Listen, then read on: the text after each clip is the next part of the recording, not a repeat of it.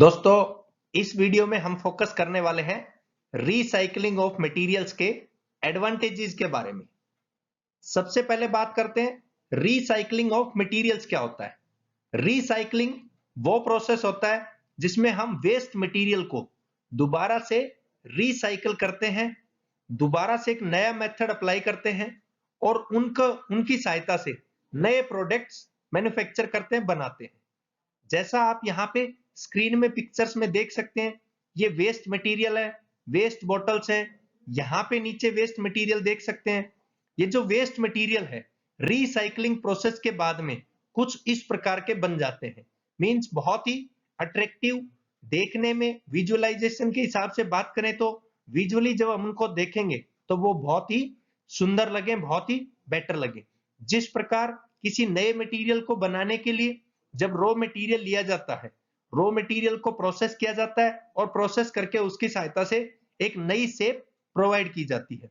कुछ उसी प्रकार से जब उसका जो रॉ मटेरियल है, उन रॉ मटेरियल्स को हम अलग अलग कर लेते हैं और फिर नए प्रोडक्ट्स को बनाते हैं। जैसे बात करें तो यहाँ पे प्लास्टिक की बोतल है, तो प्लास्टिक की बोतल के लिए जो रॉ मटेरियल हमें रिक्वायरमेंट है, जिस टाइप के रॉ मटेरियल की हमें रिक्वायरमेंट है, तो एक कॉमन सेंटर पे जब वेस्ट मटेरियल को इकट्ठा किया जाता है, तो मान लीजिए जैसे हम बात कर रहे हैं बोतल बनानी है, तो वो कॉमन सेंटर में से जो रॉ मटेरियल बोतल को बनाने के लिए चाहिए, उसी रॉ मटेरियल को हम अलग कर लेते हैं और फिर एक मेथड अप्लाई करते हैं, मींस रीप्रोसेस करते हैं। रीप्रोसेस करके और फिर इस प्रकार की बोतल को मैन्युफैक्चर किया जाता है, बनाया जाता है। ये होता है रीसाइक्लिंग ऑफ मटेरियल्स। कुछ इसी प्रकार से नीचे यहाँ पे आप ड्रम्स देख सकते हैं। यहाँ पे ये बहुत ही सुंदर सी चीजें देख सकते हैं, यहाँ पर देख सकते हैं आप। तो ये स्क्रीन में आप आसानी से देखकर अनुमान लगा सकते हैं कि रीसाइक्लिंग कितना जरूरी है आने वाले भविष्य के लिए और कितना इंपॉर्टेंट है, कितना फायदेमंद है। तो वही बात करने वाले हैं इस लेक्चर में, उसके फायदे की, एडवांटेजेस की, रीसाइक्लिंग ऑफ मटेरियल्स। सबसे पहले बात करते हैं, रिसाइकलिंग जब हम करेंगे तो ये पोल्यूशन को रिड्यूस कर देता है।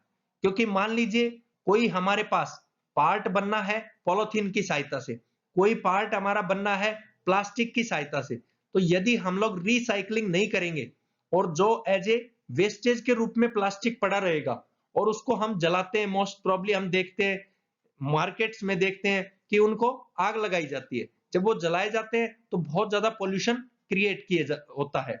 लेकिन यदि हम लोग पोल्यूशन को रिड्यूस करने के लिए रिसाइकलिंग कर देंगे, मींस रिसाइकलिंग ऑफ मटेरियल्स करेंगे, तो पोल्यूशन भी डेफिनेटली रिड्यूस होगा। क्योंकि वो चीज जलेगी नहीं, उससे हम लोग एक नया प्रोडक्ट बनाएंगे, नया पार्ट क्रिएट करेंगे। नेक्स्ट है it saves environment. Recycling of materials का जो दूसरा सबसे बड़ा फायदा है, एनवायरमेंट को सेव करता है। जैसा स्टार्टिंग में हमने बात की कि जब पोल्यूशन ही क्रिएट नहीं होगा, जब ये पोल्यूशन को ही रिड्यूस कर देगा, तो एनवायरमेंट पूरा सेफली हो जाएगा। लैंड फीलिंग्स नहीं होंगी जो भी वेस्टेज ऑफ मटेरियल है, क्योंकि हम लोग उनकी सहायता से नया मटेरियल प्रोड्यूस कर लेते हैं। मोस्टली रिसाइकलिंग में करते भी यही है कि एक कॉमन सेंटर पे हम वेस्ट जो मटेरियल है उसको जब इकट्ठा करते हैं, तो इकट्ठा करके जो चीजें जिसके लिए रिक्वायरमेंट है मटेरियल की बनाने के लिए, जिस फाइनल प्रोडक्ट को, तो उन सभी को अलग अलग कर लेते हैं। जैसे कोई चीज शीशे की बननी है तो उसके लिए जो मटेरियल की रिक्वायरमेंट है उसको अलग कर लेंगे। इसी प्रकार बोतल के लिए चाहिए तो उसको अलग कर लेंगे, कोई कैन बनानी है उसके लिए, तो ये बेसिक सभी चीजों को हम लोग अलग अलग कर लेते हैं।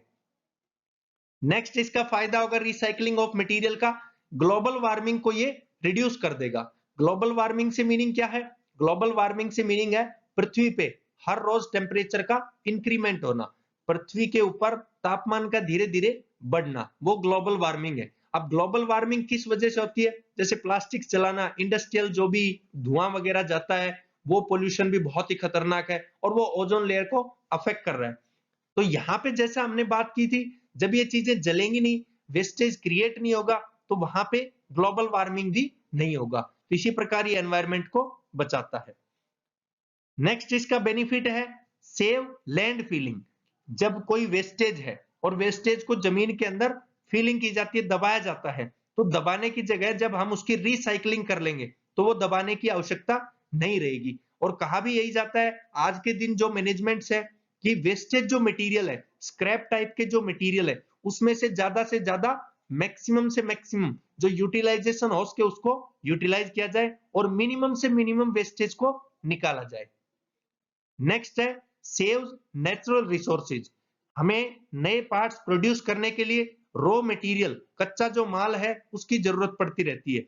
अब जब लगातार हम वेस्ट मटेरियल को तो यूज नहीं करें और लगातार जो उसका रॉ मटेरियल चाहिए वो रॉ मटेरियल हम नेचर से लेते रहें और उसकी सहायता से नए प्रोडक्ट्स बनाते रहें, तो एक दिन ऐसा आएगा नेचुरल रिसोर्सेज खत्म हो जाएंगे। इसीलिए जरूरत है, इसीलिए इसका ये फायदा है कि रिसाइकलिंग ऑफ मटेरियल्स हम करें ताकि जो नेचुरल रिसोर्सेज है वो बच जाएंगे। लास्ट इसका बेनिफिट है, इसका फायदा है job creation opportunity. Recycling of material करते हैं तो जॉब क्रिएशन की अपॉर्चुनिटी डायरेक्टली बढ़ती है, क्योंकि एक तो उसको उठाने के लिए पर्सन्स की रिक्वायरमेंट है, फिर रिसाइकलिंग करने के लिए जो प्रोसेस है उस प्रोसेस के लिए भी न्यू पर्सन्स की रिक्वायरमेंट है। उसके बाद जब वो फिनिश्ड पार्ट के रूप में क्रिएट होगा तो वहां भी हमें पर्सन्स की रिक्वायरमेंट है। तो इट मींस जब रिसाइकलिंग ऑफ मटेरियल्स होगा तो जॉब की अपॉर्चुनिटी डेफिनेटली इंक्रीज होंगी। तो ये बेनिफिट्स हैं, ये एडवांटेजेस हैं, ये फायदे हैं रिसाइकलिंग ऑफ मटेरियल्स के। अब बात करते हैं रिसाइकलिंग ऑफ मटेरियल्स के कुछ डिसएडवांटेज भी होते हैं, क्योंकि कोई भी चीज हो उसके फायदे हैं तो उसके घाटे भी होते हैं। तो यहाँ पे बात करते हैं disadvantages of recycling of materials. सबसे पहला हाई कैपिटल कॉस्ट, जो हम लोग उस पर लागत जब रहेगी, जो प्रोसेस के लिए जो मेथड अप्लाई करना है, कलेक्शन करना है, उसकी स्टोरेज करनी है, तो उसकी जो लागत रहती है वो बहुत ही ज्यादा रहती है। मींस मटेरियल्स की रिसाइकलिंग करने के लिए जब हमें इन्वेस्टमेंट करनी होती है मनी, तो वो हमारी ज्यादा लगती है। नेक्स्ट है लो ड्यूरेबिलिटी।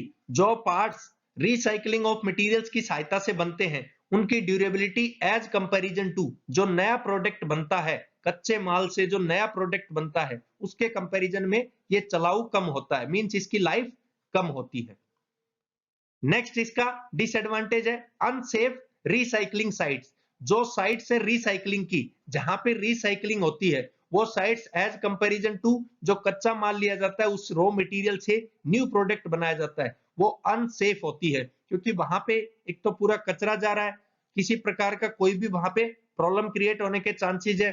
दूसरा, जब उन रॉ मटेरियल से प्रोसेस करके बनाया जाता है तो वहां पे कुछ परसेंटेज चांसेस होता है पोल्यूशन होने का भी, तो वो जो साइट्स रहती है वो कंप्लीटली अनसेफ साइट रहती है।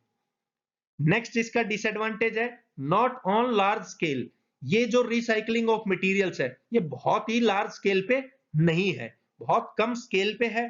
इसीलिए पीपल्स जो हैं वो यही देखते हैं, यही कोशिश करते हैं कि कच्चे माल से जो नया मटेरियल बना है उसको ही जल्दी से जल्दी पिक किया जाए।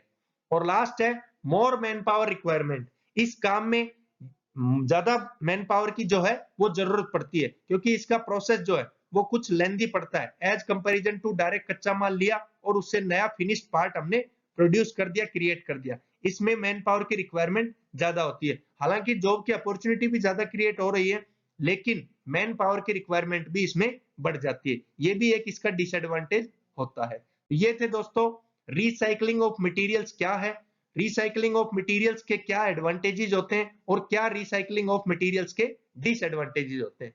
थैंक यू दोस्तों।